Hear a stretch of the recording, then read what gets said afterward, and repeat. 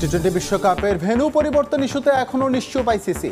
পিসিবিতে unofficial চ্যানেলে সমঝোতার প্রস্তাব, ভারত না যাওয়ার সিদ্ধান্তে অনড় বোর্ড। আইপিএল না নিলেও মোস্তাফিজকে লোফে নিল পিএসএল। ফ্র্যাঞ্চাইজ আসরটিতে নাম তালিকাভুক্ত করলেন কাটার মাস্টার। সম্মান ও নিরাপত্তা পেলে আপত্তি নেই বিসিবির। দেশ জুড়ে এত আলোড়ন হলেও প্রভাব নেই মুস্তাফিজের জীবনে। পরিবারের সঙ্গে ফুরফুরে আছেন কাটার মাস্টার। আইপিএল নিয়ে ভিন্ন ভাবনায় তরুণ ক্রিকেটাররা। অ্যাজ এ ক্রিকেটার এই ক্রিকেট খেলাটাই আমার কাজ, এবং আমি যে জায়গাতে খেলবো এনজয় করার চেষ্টা করব। টিম আসলে কোনো সমস্যা না। খেলার মাঠের রাজনীতিতে সরগরম দেশ। মোস্তাফিজ ইস্যু ভারতের সঙ্গে অর্থনৈতিক সম্পর্কে প্রভাব ফেলবে না, মন্তব্য অর্থ উপদেষ্টার। ভারতের শুভবুদ্ধির আশা ফজল কবিরের। এবং একদিন বিরতি দিয়ে আবারও মাঠে গড়াচ্ছে বিপিএল। প্রথম জয়ের খোঁজে ঢাকার মুখোমুখি নোয়াখালী। টানা হারে ক্লান্ত ক্যাপিটালস। চট্টগ্রামের প্রতিপক্ষ সিলেট টাইটান্স। এখনো আইসিসির জবাবের অপেক্ষায় বাংলাদেশ। বিসিবির চিঠির বিষয়ে এখন পর্যন্ত আনুষ্ঠানিক কোনো কিছুই জানায়নি ক্রিকেটের নিয়ন্ত্রক সংস্থা। আনঅফিসিয়াল চ্যানেলে বিভিন্ন প্রস্তাবের কথা শোনা গেলেও সেগুলো নিয়ে আপাতত ভাবছে না বোর্ড। আনুষ্ঠানিকভাবে কিছু পেলে সরকারের কোর্টে বল ঠেলে দেবে তারা। তবে ভারত থেকে ম্যাচ সরানোর দাবিতে এখনো অনড় অবস্থানে cricket board. ICC BCB online সভার পরই এই বিষয়ে চূড়ান্ত সিদ্ধান্ত নেওয়া হবে বলে জানিয়েছে বিভিন্ন সূত্র। মুস্তাফিজ ইস্যুতে উত্তাল বাংলাদেশের ক্রিকেট। ভারতের সঙ্গে রাজনৈতিক টানাপোড়েনের প্রভাব এখন 22 গজের মঞ্চে। নিরাপত্তা শঙ্কায় ভারতে বিশ্বকাপে দল পাঠাবে না বিসিবি। আইসিসির কাছে সাফ জানিয়ে দিয়েছে দেশের ক্রিকেটের নিয়ন্ত্রক সংস্থা। সাবেক বর্তমান সবার মুখেই এক সুর, যেখানে মুস্তাফিজের সম্মান নেই সেখানে বিশ্বকাপ খেলতে যাওয়ার দরকার নেই টাইগারদের। ভারতের বেশ কিছু গণমাধ্যমের খবর, বাংলাদেশকে সিদ্ধান্ত পরিবর্তন করতে অনলাইন সভায় রাষ্ট্রীয় নিরাপত্তা দেওয়ার প্রস্তাবও দিতে পারে আইসিসি। তবে গুঞ্জন শোনা যাচ্ছে এমন প্রস্তাবেও নিজেদের সিদ্ধান্তে অনড় থাকবে বোর্ড। 7 ফেব্রুয়ারি অনুষ্ঠেয় বিশ্বকাপের জন্য হাতে সময় খুব বেশি নেই। বাংলাদেশের অনড় অবস্থানে কোন পথে হাঁটতে পারে আইসিসি? বেশ কয়েকটি পথ খোলা থাকলেও প্রতিটি ধাপেই আছে জটিলতা। বিসিবির দাবি মেনে নিলে লজিস্টিক ব্যবস্থাপনা নিয়ে বড় বিপদে পড়তে হবে আইসিসিকে। বিশ্বকাপে বাংলাদেশের সঙ্গে সি গ্রুপে আরও আছে ওয়েস্ট ইন্ডিজ, ইংল্যান্ড, ইতালি ও নেপাল। বাংলাদেশের ম্যাচ শ্রীলঙ্কায় সরিয়ে নিলে ওই দলগুলোকেও সেখানে যেতে হবে। টাইগারদের ম্যাচ যদি শ্রীলঙ্কায় নেওয়া হয়, সেক্ষেত্রে অন্য দলগুলোর ভারতের মাটিতে থাকা ম্যাচের সূচিগুলো আরও জটিল হয়ে পড়বে। বিসিবির প্রস্তাবে সাড়া না দিয়ে তা প্রত্যাখ্যানও করতে পারে আইসিসি। সেক্ষেত্রে ওয়াক ওভারের পথে হাঁটতে পারে তারা। বাংলাদেশের ম্যাচগুলোতে প্রতিপক্ষ দলকে জয় উপহার দেওয়ার সিদ্ধান্ত নেওয়া হতে পারে তখন। সেক্ষেত্রে বিশ্বকাপে দলের সংখ্যা হবে 19টি। 1996 বিশ্বকাপের ম্যাচ খেলতে শ্রীলঙ্কায় যায়নি অস্ট্রেলিয়া ও ওয়েস্ট ইন্ডিজ। 2003 বিশ্বকাপের ম্যাচ খেলতে জিম্বাবুয়েতে যায়নি ইংল্যান্ড। কেনিয়ায় যায়নি নিউজিল্যান্ড। ওইসব ম্যাচে প্রতিপক্ষকে জয়ের পয়েন্ট দিয়েছিল আইসিসি।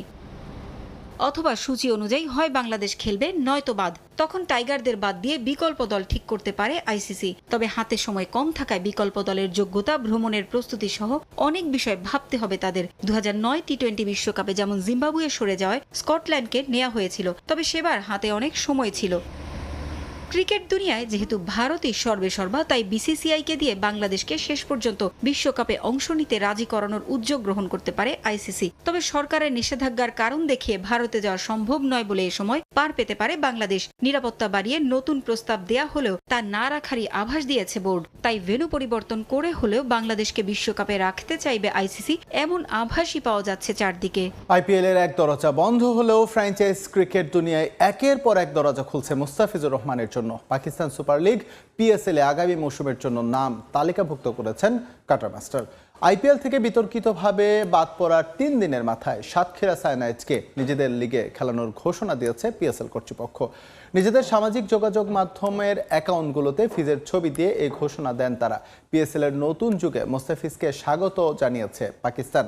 তবে ফিজ কোন দলে খেলবেন সেটা এখনো ঠিক হয়নি। ধারণা করা হচ্ছে নতুন যে ফ্র্যাঞ্চাইজটি এবার যুক্ত হবে তাদের সঙ্গে সরাসরি চুক্তি হতে পারে মোস্তাফিজের। এছাড়া কোয়েটা গ্ল্যাডিয়েটার্স এবং ইসলামাবাদ ইউনাইটেড থেকেও মোস্তাফিজকে নেওয়ার চেষ্টা করা হবে বলে জানিয়েছে পাকিস্তানের গণমাধ্যম। এর আগে 2018 সালে লাহোর কালান্দার্সের হয়ে পিএসএল খেলেছিলেন মোস্তাফিজ।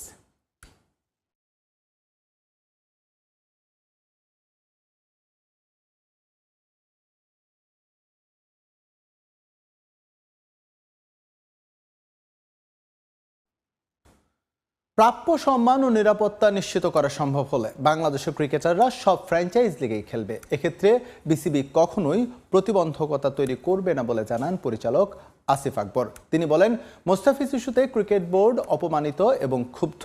বাংলাদেশে আইপিএল সম্প্রচার বন্ধে যে সিদ্ধান্ত নিয়েছে সরকার তা শতভাগ সঠিক বলেও মনে করেন আসিফ। রাজনৈতিক ইস্যু তৈরি করে মোস্তাফিজকে আইপিএল থেকে বাদ দিয়েছে বিসিসিআই। ভারতের ক্রিকেট স্পিরিট পরিপন্থী কার্যক্রমে ক্ষুব্ধ দেশটির সাধারণ ক্রিকেট সমর্থকরাই। জল গড়িয়েছে অনেক দূর।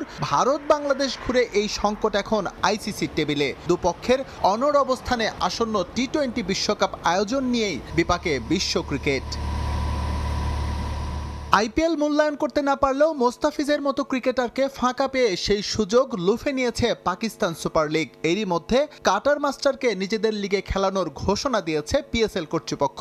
অফিসিয়াল ফেসবুক পেজে প্রকাশ করেছে ফিজের ছবি, যে বিষয়টিকে ইতিবাচক হিসেবে নিয়ে বিসিবি বলছে, প্রাপ্য সম্মান ও নিরাপত্তা নিশ্চিত হলে বাংলাদেশের ক্রিকেটাররা খেলবে সব ফ্র্যাঞ্চাইজ লিগেই। আমাদের প্লেয়াররা দেশ বিদেশে খেলবে, দেশের জন্য সুনাম বয়ে আনবে, রেমিটেন্স নিয়ে আসবে, আর দেশের জন্য তারা একটা শপথ নিয়ে তো খেলে। বাংলাদেশ টিমে খেলার স্বপ্নে তো সবাই খেলে। তো আমরা তো আমাদের প্লেয়ারদেরকে আটকাতে চাই না, কিন্তু আমাদের প্লেয়ারদের সুরক্ষা আমরা চাই, তাদের সম্মানটা চাই, এবং আমাদের যে একটা ফুল স্ট্যাটাস আমাদের আছে আইসিসির, সেটা যেন সমন্বয় থাকে। আমরা একটা পূর্ণাঙ্গ সদস্য আইসিসির, আমরা টেস্ট প্লেয়িং কান্ট্রি, এবং আমাদের সব ফরম্যাটে আমাদের অবস্থান আছে। তো সুতরাং আমরা চাইবো আমাদের প্লেয়াররা সব ফ্র্যাঞ্চাইজি লিগ খেলবে, এবং যেখানে তাদের নিরাপত্তা এবং সম্মান বিরাজমান থাকবে, বজায় থাকবে, সেখানে তারা খেলবে ইনশাআল্লাহ। এদিকে আইপিএল থেকে মোস্তাফিজকে বাদ দেওয়ায় বাংলাদেশে ইন্ডিয়ান প্রিমিয়ার লিগের সম্প্রচার বন্ধের নির্দেশ দিয়েছে সরকার। পাশাপাশি দাবি উঠেছে, শুধু টেলিভিশনে নয়, অনলাইন প্ল্যাটফর্ম থেকেও যাতে আইপিএল না দেখা যায় তার ব্যবস্থা করা, যে বিষয়টিকে যথোপযুক্ত সিদ্ধান্ত হিসেবে দেখছে ক্রিকেট বোর্ড।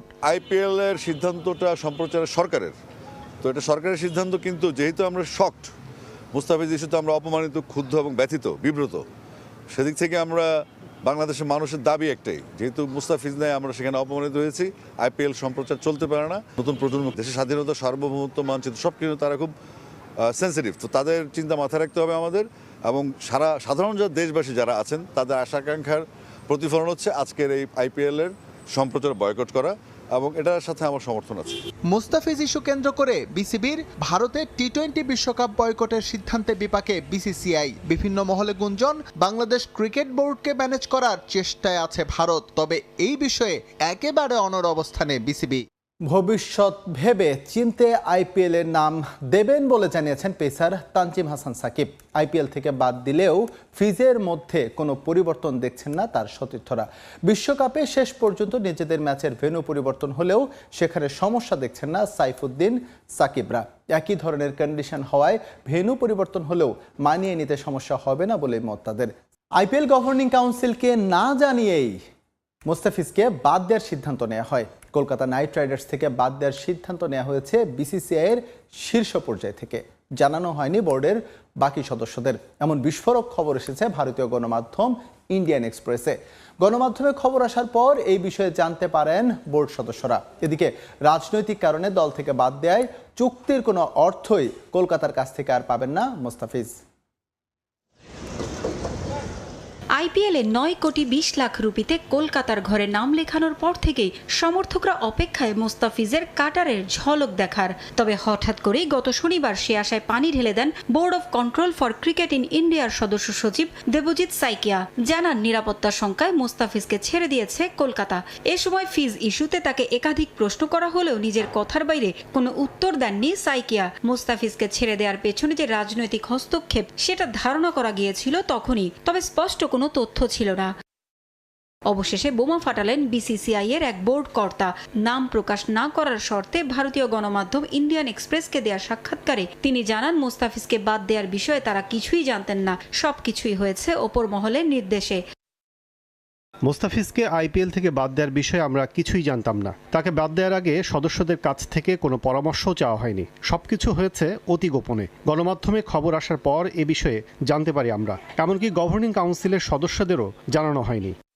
এ থেকে স্পষ্ট যে মোস্তাফিজ ইস্যু শুধু খেলার মাঠের মধ্যেই সীমাবদ্ধ ছিল না, প্রভাব ছিল দুদেশের রাজনৈতিক টানাপোড়েনের। কাটার মাস্টারকে বাদ দেওয়ায় বিশ্বকাপে খেলতে ভারতে না যাওয়ার সিদ্ধান্ত নিয়েছে বিসিবি। তৈরি হয়েছে নতুন জটিলতা, কারণ দ্রুততম সময়ের মধ্যে বিকল্প ভেন্যুতে টাইগারদের বিশ্বকাপের ম্যাচ আয়োজন করতে চাইলে লজিস্টিক দিকগুলো নিয়ে বড় ধরনের ঝামেলায় পড়তে হবে আইসিসিকে। এদিকে মুস্তাফিজকে ছেড়ে দেয় তার 9 কোটি 20 লাখ রুপির ভবিষ্যৎ কি হবে? আইপিএল এর নিয়ম অনুযায়ী কোনো ক্রিকেটার ক্যাম্পে যোগ দেওয়ার পর তার পারফরমেন্সের অবনমন বা ইনজুরিতে পড়লে যদি তাকে ফ্র্যাঞ্চাইজি ছেড়ে দেয়, তবে বিমার আওতায় চুক্তির অর্থ বুঝে পাবেন সেই ক্রিকেটার। কিন্তু মুস্তাফিজের ক্ষেত্রে সে নিয়ম প্রযোজ্য হবে না, কারণ সাতক্ষীরা সায়ানাইডের বাদ পড়ার পেছনে পুরোটাই ছিল রাজনৈতিক। তাই নিয়ম অনুযায়ী কোনো অর্থ। এবার বিপিএল প্রসঙ্গ। টুর্নামেন্টে প্রথম জয়ের খোঁজে এবার ঢাকা ক্যাপিটালসের মুখোমুখি হবে নোয়াখালী এক্সপ্রেস। টানা 4 ম্যাচ হারলেও এখনও প্লে অফের আশা ছাড়েনি দলটির পাকিস্তানি ক্রিকেটার মাজ সাদাকাত। অন্যদিকে টানা 3 হারে বিপর্যস্ত ঢাকা ক্যাপিটালস। প্লে অফের রেসে টিকে থাকতে তাদের সামনেও জয়ের বিকল্প নেই। সিলেট আন্তর্জাতিক ক্রিকেট স্টেডিয়ামে ম্যাচ শুরু আগামীকাল দুপুর 1টায়। সাজিদ মুস্তাহিদের রিপোর্ট।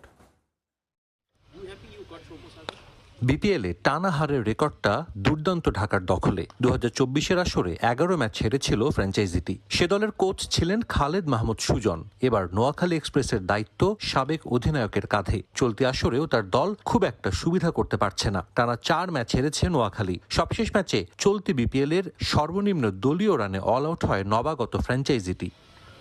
দলটার মাঠের পারফরমেন্স অনেক প্রশ্নের জন্ম দিচ্ছে। সবশেষ ম্যাচে একাদশ থেকে বাদ পড়েন জাকের আলী অনিক। ঢাকার বিপক্ষে ম্যাচের আগে দীর্ঘ সময় ইনডোরে আলাদাভাবে অনুশীলন করেন এই ব্যাটার। দলের বোলিং এখন পর্যন্ত খুব একটা খারাপ না করলেও ব্যাটিংটাই ভোগাচ্ছে নোয়াখালীকে। সৌম্য নবীরা যোগ দিলেও দলের ভাগ্য পরিবর্তন হয়নি খুব একটা। তারপরও প্লে অফের আশা ছাড়ছে না নোয়াখালী এক্সপ্রেস। আশা করছি নোয়াখালী প্লে অফে যাবে। আমরা পরিশ্রম করছি, আমরা শক্তভাবে ঘুরে দাঁড়ানোর চেষ্টাও করছি। বাকি ম্যাচগুলোতে ভালো খেলে জয় তুলে নেয়ার চেষ্টা করব। ঢাকার অবস্থাও কিছুটা নোয়াখালীর মতোই। গেলবারের তুলনায় ভালো স্কোয়াড করলেও দলটার তীরে এসে তরি ডুবছে ব্যাটিং ব্যর্থতার জন্য। সিলেট রংপুরের কাছে হারতে হয়েছে শেষ ওভারে। আফগান ওপেনার রহমানুল্লাহ গুরবাজ নিজের প্রথম ম্যাচে ভালো শুরু করেও ইনিংস বড় করতে পারেননি। জাতীয় দলের হয়ে সম্প্রতি দুর্দান্ত ছন্দে থাকা সাইফ হাসান ক্যাপিটালস জার্সিতে প্রতিটা রানের জন্য রীতিমতো সংগ্রাম করছেন। অবশ্য এত কিছুর পরও ঢাকা ক্যাপিটালস প্লে অফের আশা ছাড়ছে না। এখনো অবশ্যই আমাদের অপরচুনিটি আছে। আর আপনারা যদি দেখেন, আমরা আসলে সত্যি বলতে পুরো টুর্নামেন্ট ভালো ক্রিকেটটা খেলতেছি, হয়তো বা লাকটা আমাদের প্রেফার করতেছে না। এক্সেপ্ট চিটাগংয়ের সাথে ছাড়া আমরা বাকি 3টা ম্যাচ খুব সুন্দর খেলেছি। গত ম্যাচ যদি আপনারা দেখেন, একদম ক্লোজে গিয়ে আমরা হেরেছি। তো যদিও এটা আমাদের জন্য হতাশাজনক, তারপরও ওভারকাম করার যথেষ্ট সুযোগ আছে। তো এখন আমাদের লক্ষ্য অ্যাটলিস্ট টপ 3-4 থেকে কোয়ালিফাইটা নিশ্চিত করা। তো এই লক্ষ্যে আমরা ভাবতেছি। 4 ম্যাচ খেলে 1 জয় নিয়ে ঢাকা ক্যাপিটালস আছে টেবিলের 5ম স্থান। এদিকে বুধবার বিপিএল এর দ্বিতীয় ম্যাচে চট্টগ্রাম রয়্যালসের প্রতিপক্ষ সিলেট। বিপিএল এ বিরতির দিনে মাঠে ঘাম ঝরিয়েছে সিলেট টাইটান্সের ক্রিকেটাররা। সবার জেতার মানসিকতা কাজে লাগিয়ে ধারাবাহিক জয়ের প্রত্যাশা মেহেদী হাসান মিরাজের। শীর্ষস্থান দখলের লড়াইয়ে সিলেটের বিপক্ষে ম্যাচে বাড়তি গুরুত্ব পাচ্ছে চট্টগ্রাম রয়্যালসের কাছে। ম্যাচটি শুরু হবে সন্ধ্যা 6টায়।